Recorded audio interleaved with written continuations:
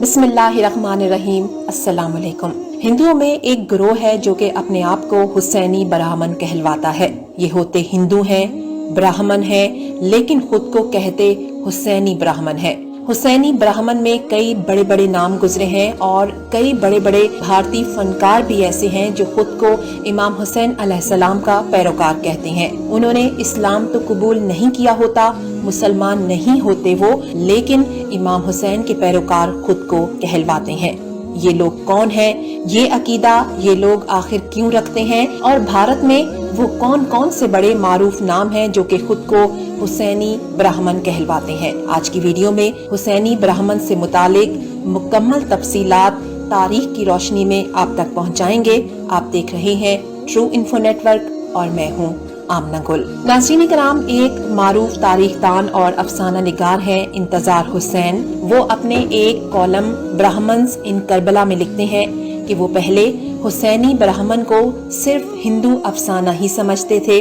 इसलिए उन्होंने दिल्ली में एक महफिल में तकरीर करते हुए इस बात को झुटला दिया कि ब्राह्मण हुसैनी भी होते हैं। वहीं उसी महफिल में एक खातून उठ खड़ी हुई। उन्होंने मेरी बात को काटा और कहा कि ये सच है कि हुसैनी ब्राह्मण भी होते हैं और मेरे पास तारीखी सबूत मौजूद हैं कि उनके आबाओ अजदाद का ताल्लुक इमाम हुसैन अलैहिस्सलाम से जा मिलता है।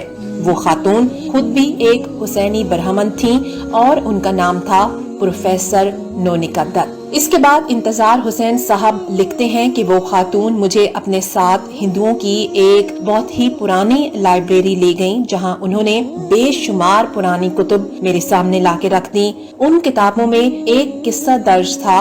उस किस्से में कुछ रिवायात मुख्तलिफ थी तमाम किताबों में, लेकिन असल मफहूम और असल जो किस्सा था वो तमाम किताबों में एक ही था। किस्सा कुछ यूं है नाज़रीन कराम कि आप सल्लल्लाहु अलैहि वसल्लम के दौर में भी तिजारती काफले हिंद से मक्का जाते होते थे, क्योंकि उस वक्त मक्का तिजारती हब था। एक मालदार शख्स जिसका नाम राहिब दत्त था, वो भी हिंद से मक्का तिजारती सामान लेकर जाता था और वो शख्स बेऔलाद था लेकिन इंतहाई मालदार था। मक्का में ही उसने सुना कि एक शख्स है जिसका नाम मोहम्मद मुस्तफा सल्लल्लाहु अलैहि वसल्लम है और उन्होंने नबुव्वत का दावा भी कर रखा है और उनका ये दावा बरहक है और लोग उनके दीवाने हैं। जो एक बार उनसे मिल लेता है उन्हीं का होकर रह जाता है और वो इंतहाई मेहरबान है, मोहब्बत करने वाले हैं और जिस शख्स के हक में जो भी वो दुआ कर दें वो दुआ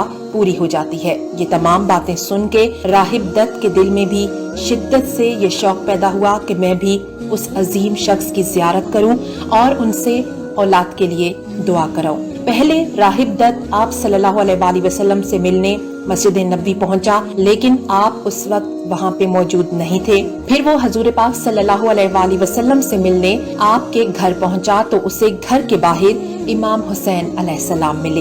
इमाम हुसैन अलैहिस्सलाम उस वक्त बच्चे थे, घर के बाहर खेल रहे थे। तभी राहिब दत्त ने इमाम हुसैन से इल्तिजा की कि मैं हिंद से आया हूँ और मेरी कोई औलाद नहीं है, मैं मोहम्मद सल्लल्लाहु अलैहि वसल्लम से औलाद के लिए दुआ कराना चाहता हूँ।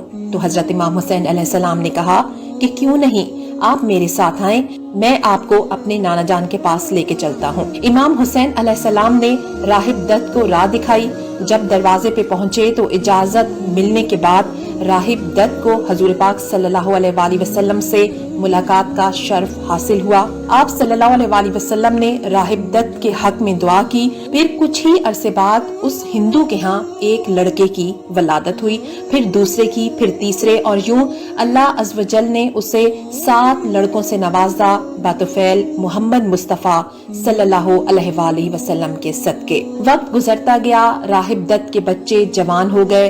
राहिब दत्त जब भी मक्का मदीने आता तो इमाम हुसैन अलैहिस्सलाम की खिदमत में भी जरूर हाजिरी देता। एक दफा जब राहिब दत्त सफर के दौरान अपने बेटों के हमरा इराक पहुंचा और जब वो इराक के इलाके नैनवा में पहुंचा जहां पर सरजमीन करबोबला है, वहां उसे मालूम हुआ कि इस जगह मोहम्मद मुस्तफा सल्लल्लाहु अलैहि वसल्लम के खानदान वाले ठहरे हुए हैं। उससे मिलने का इश्तियाक हुआ।